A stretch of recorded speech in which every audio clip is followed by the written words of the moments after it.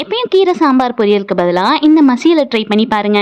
நான் 2 கட்டு அரைக்கீரை எடுத்திருக்கேன். இதை ஆஞ்சதும் 3 to 4 டைம் தண்ணியில வாஷ் பண்ணி எடுத்துக்கோங்க. அடுத்த ஒரு பாத்திரத்துல 3 கிளாஸ் தண்ணி சேர்த்திட்டு கட் பண்ண 3 பச்சை மிளகா, ஃபைன் சாப் பண்ண ஒரு தக்காளி, 5-6 சின்ன வெங்காயம், 15 பல்லு பூண்டு. இது கூடவே 1 டீஸ்பூன் எண்ணெய், 1/4 டீஸ்பூன் மஞ்சத்தூள் சேர்த்து இதை நல்லா வேக விட்டுறலாம். தக்காளி நல்லா வெந்ததும் கழுவி வச்சிருக்க கீரையை இதில் சேர்த்திக்கலாம். இது கூடவே ஒரு ஃபுல் டீஸ்பூன் மிளகு சீரகத்தூள் சேர்த்திட்டு இதை நல்லா வேக விட்டுறலாம். இந்த அளவுக்கு கீரை சுண்டி இருக்கும். அந்த டைம் 1 டீஸ்பூன் கல்லுப்பு சேர்த்தி இது நல்லா வெந்ததும் இதை அப்படியே ஆஃப் பண்ணி இறக்கி வச்சிருங்க. அடுத்து ஒரு கடாயில 2 டீஸ்பூன் ஆயில் ஹீட் ஆனதும் கடுகு 1/2 டீஸ்பூன், ஒரு சிட்டிகை சீரகம், 1/4 டீஸ்பூன் பெருங்காயம், 1/4 டீஸ்பூன் வெந்தயத்தூள், ஒரு 20 சின்ன வெங்காயம் சேர்த்திக்கலாம். கூடவே 4 வரமிளகாவை கிள்ளி சேர்த்து இதை நல்லா வணக்கி எடுத்துருங்க. கீரைக்கான தாளிப்பு ரெடி. இதை அப்படியே எடுத்து கீரையில கொட்டிட்டு கீரையை நல்லா கடைஞ்சு எடுத்துக்கோங்க. கீரை திப்பி திப்பியா வராம இருக்கிறதுக்கு நல்லா மைய கடைஞ்சு எடுத்துக்கோங்க. அவ்வளவுதான். ரொம்பவே சிம்பிளாவும் டேஸ்டியான கீரை மசியல் ரெடி. வீக்லி ட்வைஸ் கீரை எடுத்துக்கிறது ரொம்பவே நல்லது. அதை இந்த மாதிரி மசியெல்லாம் செஞ்சு பாருங்க. டேஸ்ட் ரொம்பவே நல்லா இருக்கும். அண்ட் வேணும்னா 1 டீஸ்பூன் நல்லெண்ணெய் கீரை மேல ஊத்தி சாப்பிடுங்க. டேஸ்ட் அல்டிமேட்டா இருக்கும். அண்ட் மறக்காம வீடியோ பிடிச்சிருந்தா லைக் பண்ணிட்டு நம்ம சேனலை சப்ஸ்கிரைப் பண்ணிக்கோங்க.